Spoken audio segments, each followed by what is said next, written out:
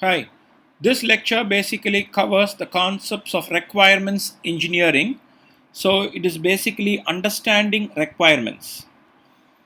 If you look into the topics that we are going to cover in this lecture, we start with requirements engineering, then how to establish group work, then eliciting requirements, then how to develop a use case, and finally building the analysis model. If you talk of what is requirements engineering, so building software is so compelling that many software developers just right away jump into coding. They are not clear of what the requirements of the project and the software are. So this is not a good option to do. What they normally argue is things will become clear as they build the software. But what normally changes here is the requirements are going to be highly dynamic in nature. So, what they argue is the bottom line for me is to develop a working program, and all other things I consider it to be secondary. So, if this is the kind of mindset you have when developing a software, then obviously, this argument is flaw, and then you will probably end up in developing what is called a failed software. So, requirements engineering gains importance because requirements engineering talks of the broad spectrum of tasks and techniques that will basically help anybody to understand the requirements. So, if you look at the software process perspective, this requirements engineering is considered to be a major action, and this action basically begins with communication and then continues into modeling. So this requirements engineering gains importance because you need to adapt it to the needs of the process, the needs of the project, the product, and the people who are going to do the work, and so on. So if you look at requirements engineering, it has 7 distinct tasks, namely inception, elicitation, elaboration, negotiation, specification, validation, and management. So out of these 7 tasks, all these tasks need not run in sequence. So some of the tasks basically occur in parallel, and you can adapt it to the needs of the project. So you start with inception. As the term indicates, inception means beginning. So you will probably try to find out answer for one specific question. How does a project get started? So is it going to be a simple event that serves as a catalyst for a product, or is it going to evolve over time? So there are no definitive answers for these questions. So what we could probably do is to establish a basic understanding of the problem, then look at people who would want a solution for this problem, then what is the kind of the solution that is desired, what is the effectiveness of the preliminary communication, and how are you going to collaborate within and outside the organization. So we say, how do you collaborate among different stakeholders? Then we have something called elicitation, and elicitation basically talks of establishing business goals.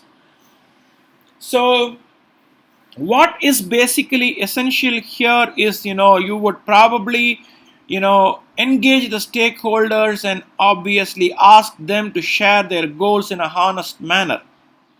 So once you probably capture all of these goals, then you look at something called a prioritization technique, where you prioritize the requirements based on the highest priority to the lowest. Then I probably look for a potential architecture that would meet the stakeholders' goals, and then you create all of these things and then proceed on to the next step. So, what do you think are the problems that might be encountered in this elicitation phase? There are three probable problems or issues that might come up. Number one is called the problem of scope. This will come whenever the boundary is not properly defined, and the boundary will not get properly defined if you probably specify unnecessarily technical details that might confuse all of us. So what I want is to clearly have some kind of system objectives that are clear enough. The second problem that might be encountered is the problem of understanding. So when customers and users are not completely sure of what is needed, then this problem might occur. That's called the problem of understanding. Then you have problem of volatility. So volatility means changes over time. So to help overcome all of these problems, then you must approach the requirements gathering activity in an organized fashion. And that is why requirements engineering has 7 distinct tasks. Once elicitation is completed, then we have something called the elaboration. So the information that is collected from the customer in the elicitation and the inception phases are basically expanded and refined. So you might probably know what is elaboration in literature. Elaboration is expansion. Yeah, you elaborate on something. Discuss in detail. Yeah, that is what is called elaboration. That is what we basically do here. So elaboration is driven by creation and refinement of user scenarios, and that is where probably I will start designing use cases here, which we will see how to probably write and draw use cases later in this lecture. So you basically look at actors, then you also need to look at the different classes, attributes, relationships, and collaboration between classes. So that is where we will probably produce a lot of supplementary diagrams like the class diagrams, the use case diagrams, the swim lane diagrams, activity diagrams, and so on. Soon after elaboration is done, then we move on to what is called negotiation. So negotiation basically talks of how you probably discuss with the different stakeholders, rank the requirements, prioritize them, then look at conflicting requirements, how to remove all of these things, probably combine whatever you call it as redundant requirements, and so on and so forth. Yeah, and that is what is called negotiation. So using an iterative approach that prioritizes requirements, you assess the cost, the risk, and so on, and then probably try to solve all kind of internal conflicts. There might be some kind of redundant requirements that needs to be eliminated.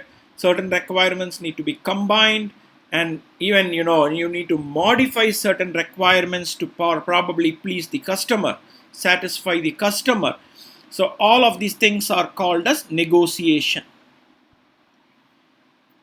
Then we have something called specification. Specification means different things to different people. For some people, it could be a written document. For some, it could be some kind of a graphical model. Even for a few, it could even be a formal mathematical model, and so on. Even for some, it could even be a prototype. Or it is a combination of all of these things as well. So sometimes you always need to be flexible enough, whenever you develop a specification, because the ultimate goal is to satisfy the customer and you get your job done. Then we have something called the validation.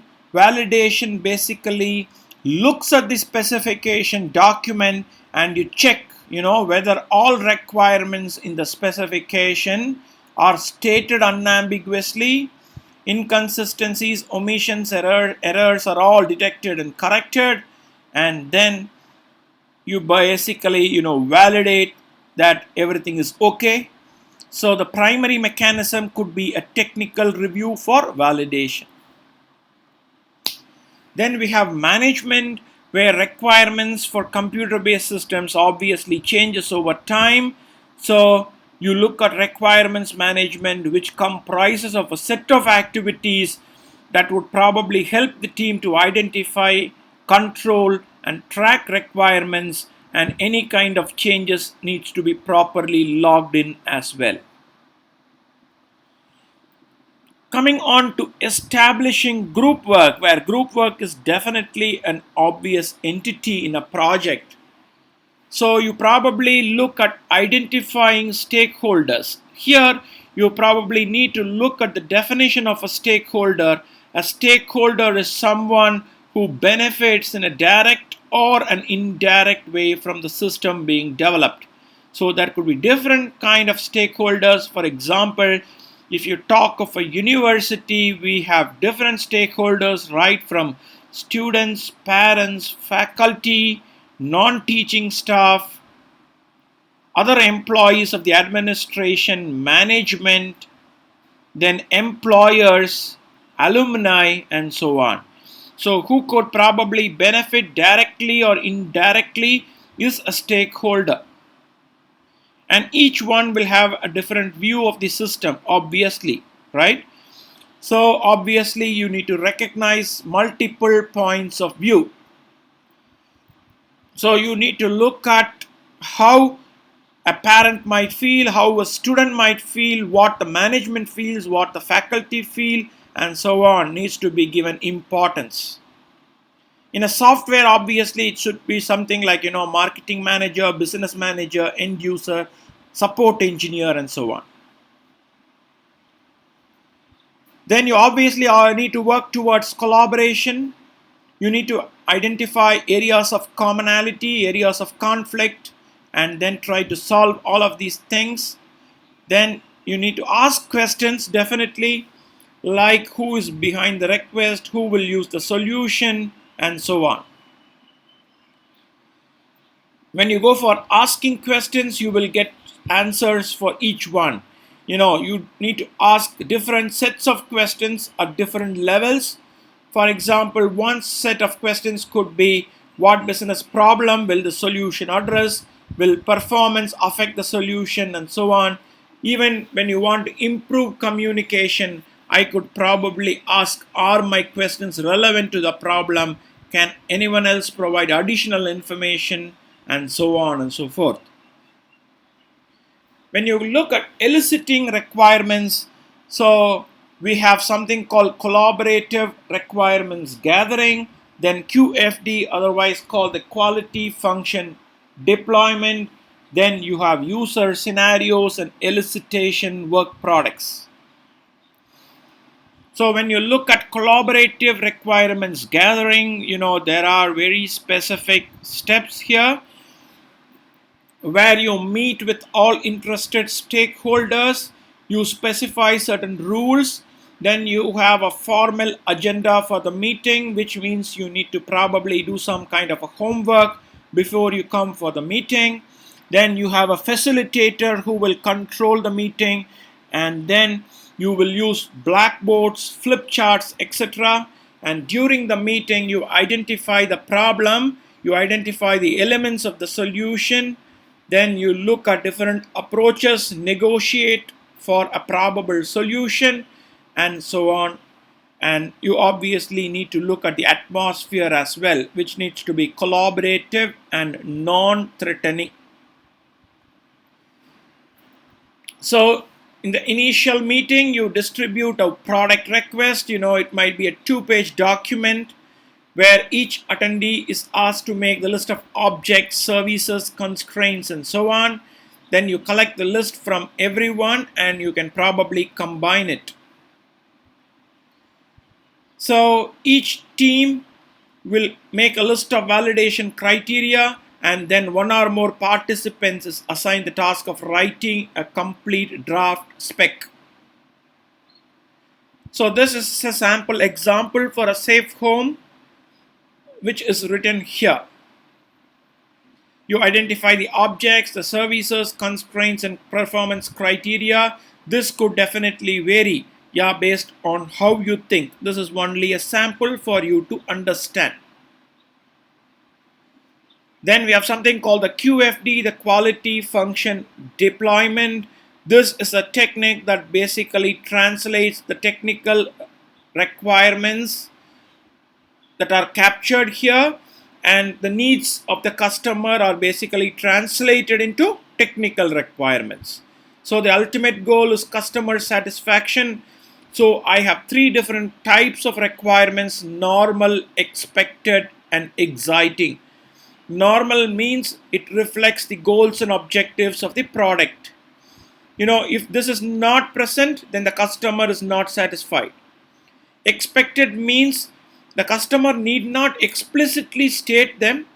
I assume that all of these things will be satisfied. Then exciting means this goes beyond the customer's expectation. If you give all of these exciting requirements, the customer is going to be very happy. Then I have user scenarios. So it is very difficult to move into more engineering activities until the team will understand how the functions and features will be used by different end users. So for this, I'm going to probably develop what is called a use case scenario. What is a use case scenario? A use case scenario is something which basically talks of things from the point of view of the actor. Who is an actor? An actor is a person or a device that will basically interact with the software. When you look at the work products of the elicitation, you will have statement of need and feasibility, statement of scope, list of requirements, usage scenarios, and prototypes. In addition to that, you also talk of the environment and the participants' constraints as well. So when you look at agile requirements elicitation, that is nothing new. We talk of what is called user stories, and then obviously these kind of agile requirements elicitation might require some kind of rework because it's all in the sprint. So when you go for developing a use case, there are certain steps. The first step is to list down the actors. Actors represent roles, and every actor will have one or more goals when using the system. So when you look at actors, you have two kinds of actors: primary actors and secondary actors. Primary actors will basically interact directly with the system, and they will derive the intended benefit from the system. So they will frequently interact with the software. Secondary actors basically will support the system so that the primary actors will be able to do their job. So these are some of the questions that you probably need to find out answers for when you develop a use case. This is a sample use case for a safe home project. You have a homeowner, setup manager, sensors, monitoring and response subsystem, and so on. So the homeowner is somebody who interacts with the security function. He will do certain activities like entering a password, pressing the panic button, and so on. And this is a screenshot of how a safe home system might look like from our point of view, and this could probably change based on your probable things. So this is a basic use case that we have basically developed. So he will observe the safe home control panel, and then he will use the keypad to enter a 4-digit password. If the password is wrong, the system will beep once and ask you to enter the password again. Then the homeowner will select the key in stay or away to activate the sensors. and a red alarm light will be observed by the homeowner once the system starts working. So this is the use case diagram. So if you look at the actors, you have the homeowner, the system administrator, and sensors are the different actors. Then arm, disarm, respond to event, encounter an error, and so on are nothing but the use cases, and this is how they are basically connected. When you go for building the analysis model, so the intent of this model is to provide a description of the required informational, functional, and behavioral domains. So obviously it will change. So this model is a snapshot of the requirements at any given point of time, and requirements are highly dynamic in nature, and hence this will definitely change over time. So there are different ways of how you could probably look at requirements. So different modes of representation are available based on the viewpoint of the user. One viewpoint could be scenario-based modeling. So use cases are a classical example of scenario-based modeling, and this is going to be the first part of the model that will be developed, and they will serve as input for the creation of other modeling elements. So that is why use cases gain importance. Then you also have some kind of activity diagrams where you can draw activity diagrams to show different kind of activities in the system. Then we have class-based diagrams, where a class-based diagram is basically divided into three parts. The topmost part represents the class name, the middle part represents the variables, the bottom part basically represents the methods. And an example is given for a sensor class, how you could probably draw a class diagram. So when you look at behavioral elements, you could probably talk of something called a state diagram that basically represents the behavior of the system by means of states and events. Events cause the system to change the state.